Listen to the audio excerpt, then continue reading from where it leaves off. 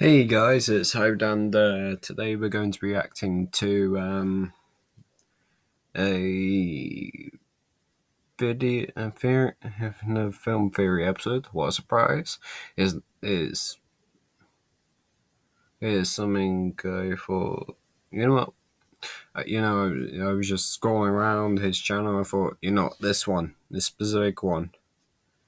Since I did watch The Matrix with my friend yesterday. He enjoyed it. I enjoyed it watching it for a second time, and I just want to know if if good old Matt Pat over here got any good ideas or points that I would have probably missed before the film came out. Um, and I have a message after the video, so let's get into it. Oops, sorry about that. Do you want to know what it is? You can see it when you look out your window. The classic Matrix line. Matrix is everywhere. It is all around us, even now in this. Game Theory did it. Game Theory did it. What? Game Theory already did this intro, like practically last week, dude. But we are the film channel. We are the ones who get the dibs. Hey man, I don't know what to tell you. Just wanted to say it before the comments did. Good point. The Matrix is everywhere. It is all around us, even now in this. Never mind, the mood is all ruined. It feels like I'm just retreading stuff that's already been done. Oh man, I was so excited for this fourth installment in a long-ended trilogy. Let's see what Matt Pat's got. Hello, Internet. Welcome to Film Theory, the show that's always ready to see how far the rabbit hole goes. So, have you guys seen the new trailer for Matrix 4? Between the Oh, return... I loved it, and I loved the film. Trust me, if any of you have the chance to watch Matrix Resurrections, watch it. You'll enjoy it, especially if you liked the previous three. franchise, a new Space Jam movie, and a new Halo game coming out. 2021 has me asking, what year is it? Anyway, watching this new Good teaser point. trailer, it seems pretty obvious to say that The Matrix Resurrections has a lot going on. Not that this is a franchise that's ever been simple. It's always been built on... Oh yeah, this could potentially include spoilers in case anyone's not watched it yet. And I might give out clues to what actually happened. So if anyone who hasn't watched Matrix Resurrections yet, you're probably going to be in some deep trouble.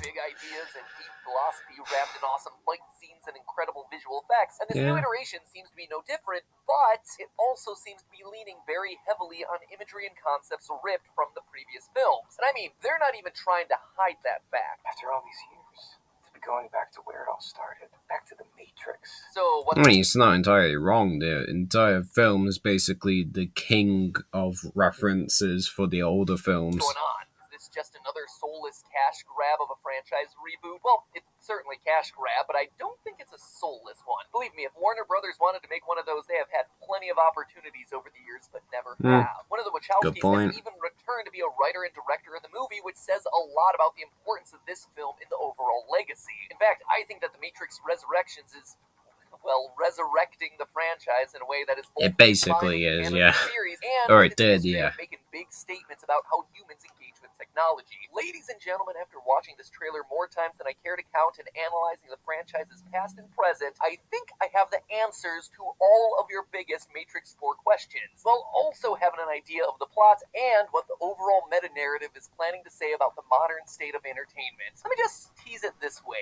Neo is an actor, this is his agent, and the whole previous Matrix trilogy is a movie series. Not exactly, no. I mean, a good idea, wrong response. How did he put it? Narrative is planning to say about the modern state of entertainment. Let me just tease it this way. Neo is an actor, this is his agent. No. You probably won't tell who I'm pointing at. Okay, this guy, boss, Thomas Anderson, Matrix Games.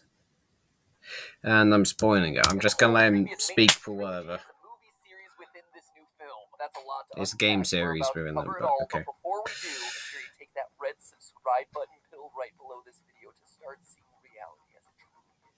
Each and every week with a new theory. Now, let's begin. To start off, let's answer one of the main questions I'm sure everyone has regarding the Matrix Resurrections. How exactly are characters like Neo and Trinity alive, and why is Morpheus young again? Is that even Morpheus? Well, for Neo at least, this one has an easy answer. Despite the Christ-like imagery implying his death in Revolutions, he never actually died. In the teaser, we see two images, both here and here, of Neo being overseen by machine drones in what is clearly meant to be the real world. Notice the blue color grading of the scenes, and we know that this is the same Neo from the end of the Matrix trilogy. How can we be sure? Just take a look at his eyes. They still have the burn marks that he got towards the end of Matrix 3. The machines also seem to be attaching tubes and wiring, performing some sort of laser surgery on Neo. He's Presumably getting so he can there. be reinserted into the new Matrix. So, easy enough, that's how Neo's back. But things get more complicated when it comes to Trinity and Morpheus because we know they're both dead. Trinity dies near the end of Revolutions, and Morpheus, well, Morpheus needs a little bit more explanation. See, the last we saw Morpheus, he was singing some opera in the back of a Kia.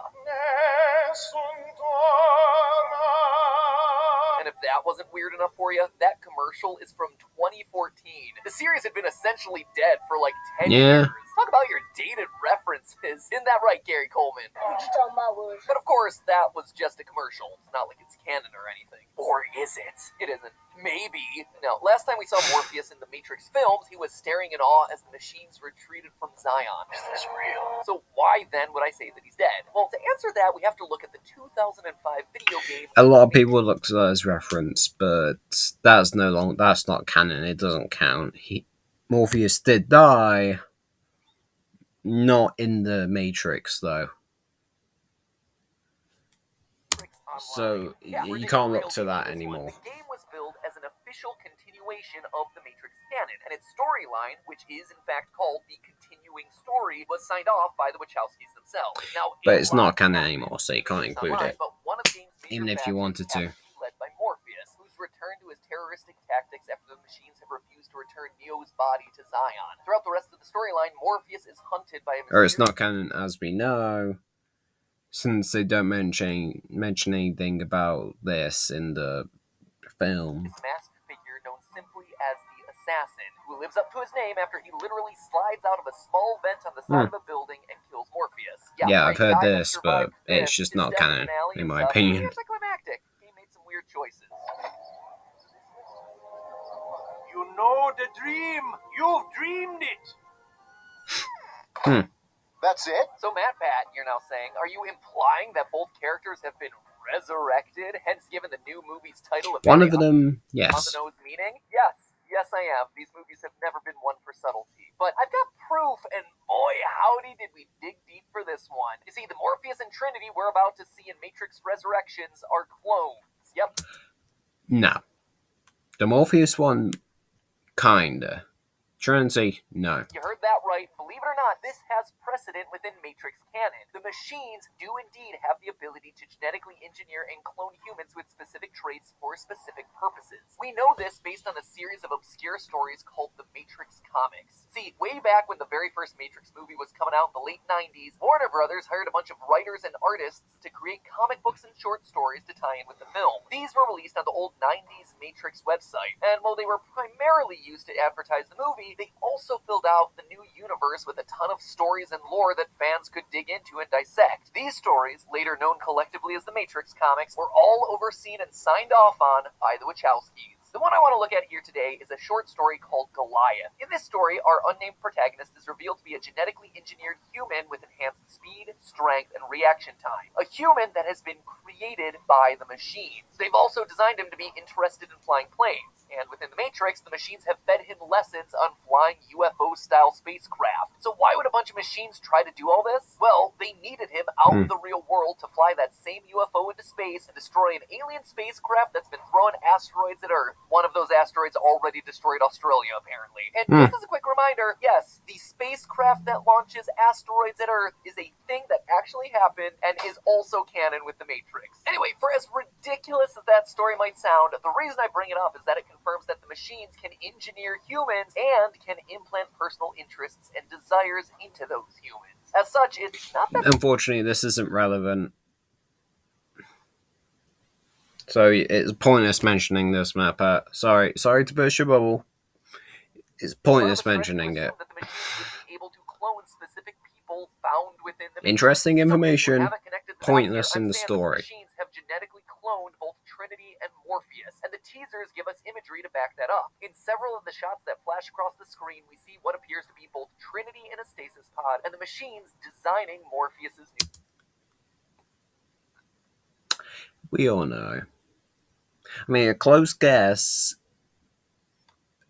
inaccurate, realistic expectation. Body. Both of these shots are also clearly meant to take place in the real world, given the saturated blue color grading. This does, however, present us with a small problem. See, in the teasers, we clearly see what appears to be Morpheus's awakening to the fact that he is actually in the Matrix, in a scene that's very evocative of when Neo touched the mirror in the first Matrix film. We also see a couple of flashbacks to the opening of the first Matrix where Trinity escapes from the agents. Look at the color grading of all these teaser shots. They're desaturated and they're green, just like the scenes that took place within the Matrix system from the original trilogy. And color grading is really important with this franchise. Notice how it's been revealed to be a training simulation, but I'm not going to get too far into that one. At the end of Matrix Revolutions, we see that the newly rebooted Matrix at the end of that movie has lost its iconic green color and instead resembles the same look that we're seeing pop up in Resurrections. So that's a cool detail, but if these shots are from when clone Morpheus discovers he's in the Matrix and when clone Trinity escapes from the agents and they have it isn't Trinity. I mean, that's Morpheus, just, you know. Matrix 3 after the reboot of the Matrix. Well, in Goliath, we see that the machines can implant interests and desires, but they can also alter the memories of anyone still hooked up to the Matrix. So who's to say that they couldn't create some believable scenario that makes clone Morpheus believe he experienced an approximation of what the real Morpheus did years and years ago when the Matrix was color-graded green? Same with clone Trinity. In fact, comparing the shots from the teaser to the original scene from the first film, you see that there are actually some details that are off. Trinity is wearing a different outfit in the Resurrections trailer. Is that just a movie mistake, a new creative decision, or is that an indication that these are approximate memories of the event given to her by the machines? Wrong in all sections. Sorry, buddy. The original Trinity actually experienced. Okay, so we've established how these characters are alive, but why? Why would the machines even want to resurrect Morpheus and Trinity or reawaken Neo's powers in the first place? What is their endgame?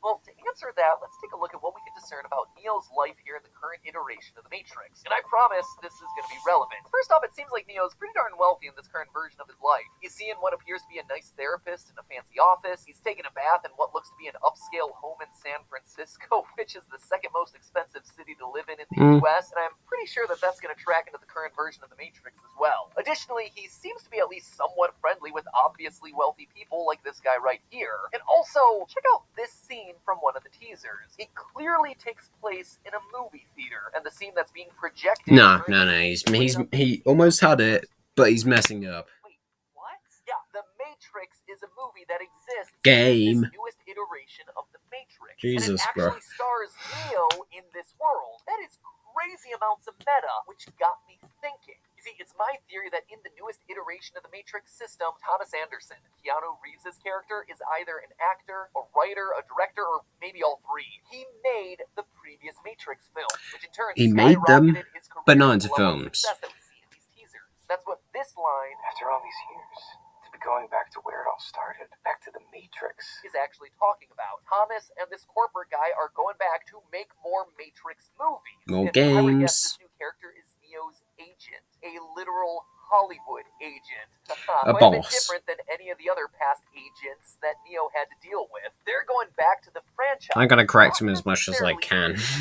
And I can't believe that I'm about to say this, but if you look at how the Matrix as a computer system in the lore of these movies operates, the whole idea is not as crazy as it sounds. In fact, it's already been established. If you manage to stay awake through the architect portions of the series, he reveals that there are multiple iterations of the Matrix. It's a program that keeps restarting, and he explains that parts of past Matrixes live on as the folklore in more recent versions of the Matrix. The first Matrix was a paradise. Everyone was happy all the time. Nothing. I mean, I was remember bad, this nothing part ever where he wrong. explained and them. Someone interpreted this to mean that it was literally heaven. As an ancient angels and other positive elements from real-world religions were present in this version of the Matrix. Memories from this version of the Matrix lived on in concepts like the Garden of Eden from the Christian Bible. Want something even more concrete? Well, we actually have solid proof in the films that the second Matrix had a huge influence on folklore. This was a nightmare Matrix that the machine Probably based on all the darkest parts of hell human history. The first landscapes Matrix I and designed was whatnot. quite naturally perfect. Triumph equaled only by its monumental failure, as I redesigned it, based on your history, to more accurately reflect the varying grotesqueries of your nature. It was probably quite literal hell. Monsters like vampires and werewolves and ghosts, which roamed the land in this version, and many of those programs managed to survive into modern iterations of the Matrix. Remember the Merovingian, that creepy French guy from the second movie? Well, he has an army of super strong programs that can pass through walls or only be killed by silver bullets. My husband saved them because they're notoriously difficult to terminate.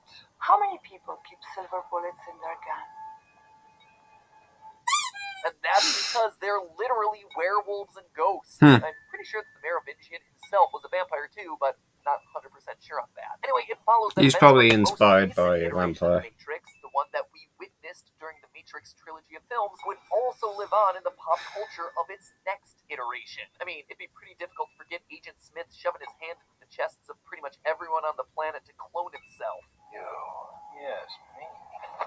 He makes friends wherever he goes. Me too. So why not disseminate this information in a controlled way by inserting it into the pop culture of that world explicitly? And who better to use to distribute that information than Thomas Anderson himself? If you need Good even more proof, idea. take a look at the scene from the teaser. See that blurry Yeah, shape sort of over there in the messing it background? up. That looks to me an awful lot like an actual prop that you can It buy is. with a 3D model from the scene where Agent Smith gets punched in the face from Matrix Revolutions. The point of all of this is to say that in this new Matrix, it's not so crazy to think that Thomas Anderson is some big shot writer, actor, whatever, who helped create and star in an in-universe movie that dramatized the Game. events of the previous films. This would also give new context to a line from the first Matrix movie, when Cypher says that he wants to be reinserted into the Matrix as Someone important.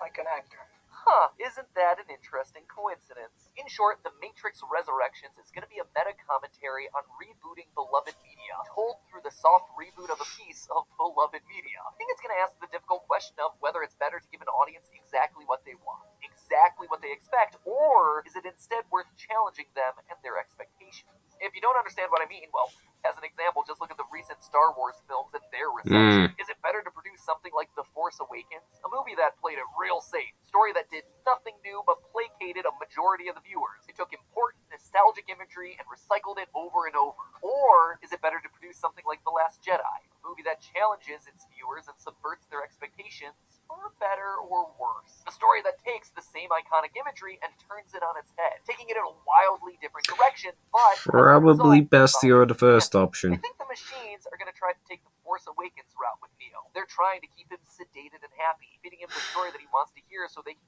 keep him under their control. They know they can't suppress the memories of what happened in the previous Matrix films from him forever. Its iconic imagery is burned into his subconscious, just like it is with our cultural subconscious. They also know that they can't operate the Matrix without Neo. He is hard-coded into the system. As the architect says in the Matrix... Okay, that part is accurate. He was basically linked in. Unable to eliminate from what is otherwise a harmony of mathematical precision.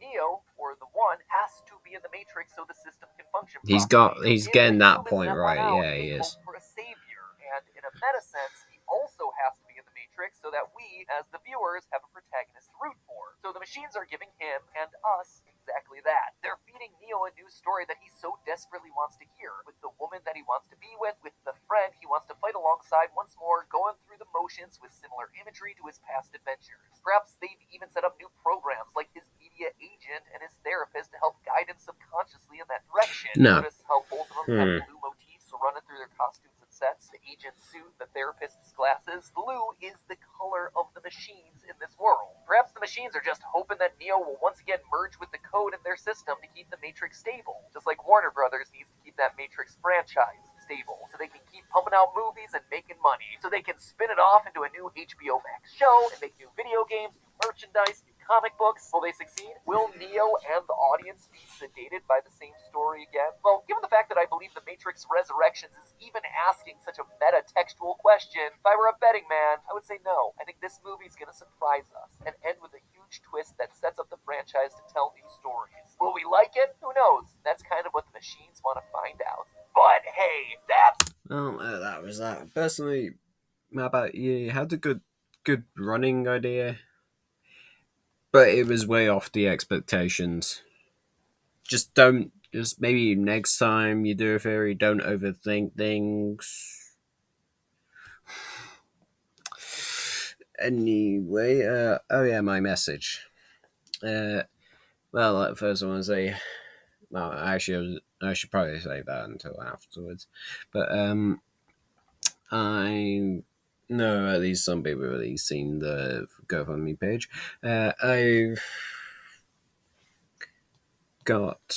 I've reduced the price to try and match out the product, since I added a bit extra originally for posting and extra equipment, but I changed that so I would really appreciate if you did in fact have a look at it. I'll leave the link to that in the description below, as well as the link to this original video I'm reacting to in the description below. And if you don't want to support me on the GoFundMe page, I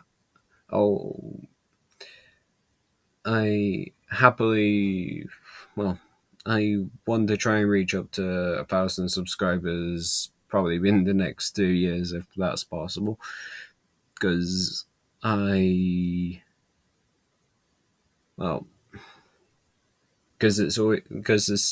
YouTube thing's basically my job. Yeah, I may not earn a lot of subscribers or viewers. Well, I may not earn a lot of subscribers, but this is basically my job, since I physically can't do any others. And for that, I'm glad that you've helped push me and help support me through this entire year and through last year. I'm glad that all you've helped me grow to 103 subscribers. Personally, if it was me a couple of years ago, I would have said no, I probably can't even reach 100. And I hope that you can help me and this channel grow. And Happy New Year. And I'll make a new video soon. Thank you for watching, and I'll see you in the new year.